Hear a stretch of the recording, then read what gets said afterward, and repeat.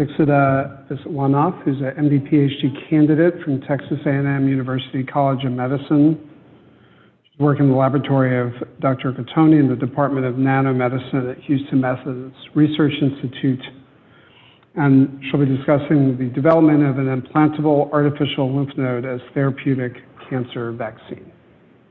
Hi all, good afternoon. My name is Dixita Viswanath. I'm an MD PhD student from Texas A&M and my second year of PhD. And today I'm going to talk to you about my thesis project, which is the development of an implantable artificial lymph node as a therapeutic cancer vaccine. Cancer vaccines are a form of immunotherapy, which we use the machinery of the immune system to find and kill cancer cells in situ. There are many different forms of immunotherapy, a lot of which that have reached landmark successes, including adoptive T-cell therapy. Now, when we think about cancer vaccines, we often think about the first word, vaccine. We think about preventable vaccines often given for an infectious diseases population. In a vaccine, we aim to induce a durable memory response against any and all presented antigens. These preventative vaccines are often given before a person acquires a virus or an infection in order to prevent the acquisition of this infection. There's a lot of work right now about creating a coronavirus vaccine, for example. On the other hand, therapeutic vaccines are given in a sick population, in a population that already has a disease of interest, and is given as a form of therapy in order to prevent the spread of this disease. They're often given for chronic diseases such as cancer, HIV, and Alzheimer's, and as a result, they can be highly personalized using a patient-specific antigen in order to create a patient-specific response. Cancer vaccines are not new. They've actually been around for decades. Spicule T, or Provenge, is the very first cancer vaccine that was approved by the FDA in 2010. It demonstrated high efficacy in clinical trials, but it lacked clinical feasibility and clinical translatability due to its complicated multi-step treatment process. This limited accessibility and provided a high cost burden to all patients nationwide and worldwide, leading to bankruptcy and withdrawal of authorization within 5 years. In order to create a clinically viable vaccine platform, we developed the NanoLymph that allows for spatial temporal elution of immunostimulants for dendritic cell activation locally and activation of anti-tumor immunity systemically. We wanted to obviate many of the observed problems within current vaccine platforms by providing a three-step routine. First, the NanoLymph will be implanted subcutaneously within a patient to recruit and activate dendritic cells in situ. Second, the NanoLymph will be loaded transcutaneously and minimally invasively with personalized tumor antigens isolated from a tumor biopsy. Lastly, the NanoLymph will initiate an immune response both to the primary tumor and to any sites of metastatic origin. A clinically translatable vaccine must address 5 key components. They must be bioinert, biocompatible, personalizable, refillable, and minimally invasive. And you'll see throughout this talk how we try to address all of these key components in order to create our vaccine platform. First, let me walk you through the structure of the NanoLymph. The NanoLymph has 2 key components. First, there's an immunostimulant reservoir highlighted in blue, where immunostimulants are placed in solubilized and placed within the reservoir. These immunostimulants include GM-CSF, which is a cytokine that matures dendritic cells, and toll-like receptor agonists, which allow for maturation and activation of dendritic cells. Second, in the center, there's a tumor antigen reservoir encased within a macroporous hydrogel.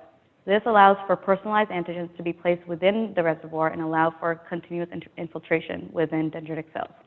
Lastly, the entire 3D printed structure is sealed with 2 dual silicon ports, allowing for transcutaneous refill and for further treatment. The immunostimulants are eluted through a nanoporous membrane, which are affixed with medical-grade silicone on both sides. Additionally, the entire structure is wrapped through 2 dual nylon meshes to allow for structural stability and allow for cell infiltration. We envisioned the NanoLymph to work in a 4-step process. First, the NanoLymph will be assembled and loaded ex vivo with immunostimulants and tumor antigens. Secondly, the NanoLymph will be placed subcutaneously and initial interactions will take place, allowing for dendritic cells to be attracted to the device. Third, the tumor antigens that reside within the hydrogel will interface directly with the dendritic cells that come within our device. The dendritic cells will then become activated due to the presence of immunostimulants and these tumor antigens. Lastly, these activated dendritic cells will be able to leave our device and migrate systemically to local lymph nodes or the spleen, for example. In order for a bio-inert a medical device to occur, we must allow it to have structural stability. Therefore, we assess the degradation of all the key components of the nanolymph over time, and we observe no significant weight change over time in both the simulated physiological condition and accelerated condition. This acceleration allows us to study a period of 1 year over a short period of time. We also took SEM images of all the components of the nanolymph at certain time points, and we observed no structural changes between day 0 initially and day 55, which corresponds to a year of accelerated time. Next, we must determine if the nanolymph is non-toxic. We performed a series of MTT cytotoxic assays in accordance to the ISO protocols for 3 specific murine cell lines that will interface directly with our nanolymph. We showed no significant change in cytotoxicity, and it actually induced proliferation of certain cells due to our nanolymph extract. With all this in mind, we then placed the nanolymph on the backs of mice, B6 mice. And here on the bottom left, we see a mouse with a nanolymph on day 24. The mice are very healthy. They're able to move very well. They're eating well. They play well. And they have no significant burden due to our device. In order to test refillability, we used a 3-needle approach. 2 needles are used for loading and venting the immunostimulants, respectively. And a larger 3rd needle is used to refill the hydrogels within the center of the device. So in the middle, you can see the 3 needles. All are smaller than 20 gauges, which is smaller than an insulin needle, and most are smaller than an insulin needle. Previously, our lab has demonstrated that this transcutaneous refill procedure works through a series of IVUS imaging tests. IVUS allows us to detect fluorophores within any small animal structure. And on the bottom right, you can see that prior to refilling, there is still drug within the reservoir. We flush it with saline, and all the drug has dissipated. And lastly, when you refill it, all the drug is still within the device. Therefore, we believe that our refill strategy is efficient and clinically translatable. These mice that received the controlled nanolymph exhibit a normal weight change, and they grew normally in accordance to clinical industry standards. In addition, mice that had immunostimulants loaded within the nanolymph exhibited the same weight change. We measured temperature as a measure of systemic immunity and systemic toxicity, and we demonstrated no significant change in temperature. Lastly, we performed histological analysis on the subcutaneous space where the nanolymph once resided. On the bottom left, you can see a gross histologic specimen at 4x. At the top, you'll see the skin and the hair follicles. The white space in the middle is where the nanolymph once resided, and at the bottom, you'll see the musculature layer. On the bottom right, you'll see a more zoomed-up image of this histological specimen at 20x magnification. While we do note some evidence of fibrosis, we don't notice any significant fibrosis that would impede our medical device from functioning. Lastly, our second question, after bio-inert, biocompatible, minimally invasive, and clinically translatable, is efficacy of our device. We needed to know the amount and concentration that was optimal of immunostimulants to load within our device. We performed a series of experiments in vitro using a transwell. So essentially, cells are placed in the top layer in appropriate media and are placed in a series of different conditions with different concentrations of GM-CSF and resmetiquide, which is a toll-like receptor 7 and 8 agonist. For GM-CSF, we noted that 20 nanograms per mil was an optimal concentration and proceeded with that for the rest of our experiments. Our second question was to determine which hydrogels should we use. Now, we have a lot of different opportunities for hydrogels. Many are biocompatible and many are commonly used. The 2 most commonly used are alginate and pluronic.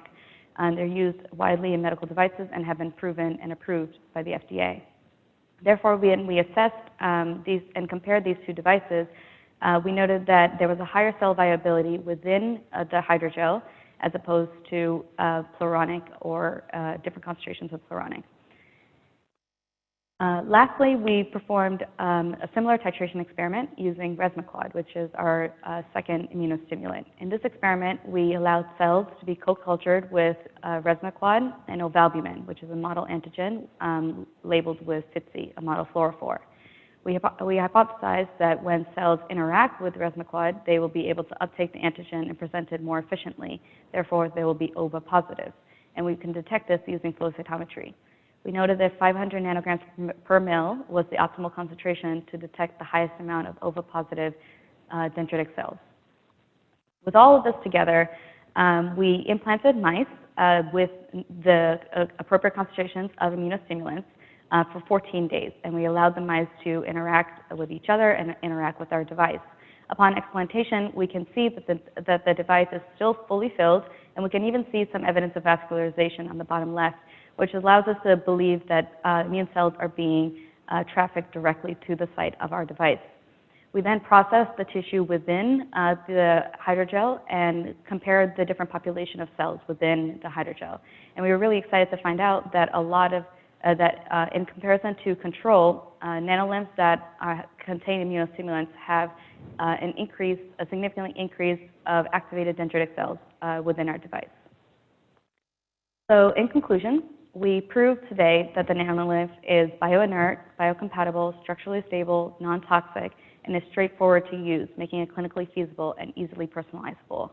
We demonstrate that the nanolymph is a promising system for personalized therapeutic vaccines.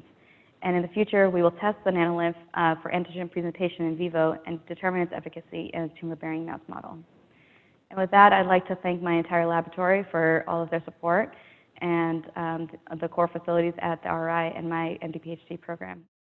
No virtual questions, but I'll ask. So in terms of what you're able to, so you're using like GM-CSF, but there's no reason why you can't fill it with other immune checkpoint drugs, or there could be a whole playground of stuff that you can put into this eventually. Definitely, yeah. And so that's actually one of the key parameters of the nanolymph, and it's key innovation that we can easily use this for any release of any kind of molecule or any kind of drug. And so there are a lot of different applications of the nanolymph, one of which is a therapeutic vaccine. So we can use this for any long-term vaccination, such as an allergy shot or anything like that. And how big is it? In full size for a mouse, it's about a centimeter long by 1.2 centimeters wide. So theoretically, one day you can theoretically put it in the brain. For a GBM, you can down the road put it in a cavity where a tumor is removed. Definitely, yeah. There are a lot of different applications. Right now, we're studying one specific cell line of interest, but right now we're trying to develop the technique. But there are a lot of different applications beyond just cancer vaccines. I'm trying to get too far ahead of the science, but nevertheless. Okay, great. Yeah. Thank you very much. Of course, thank you.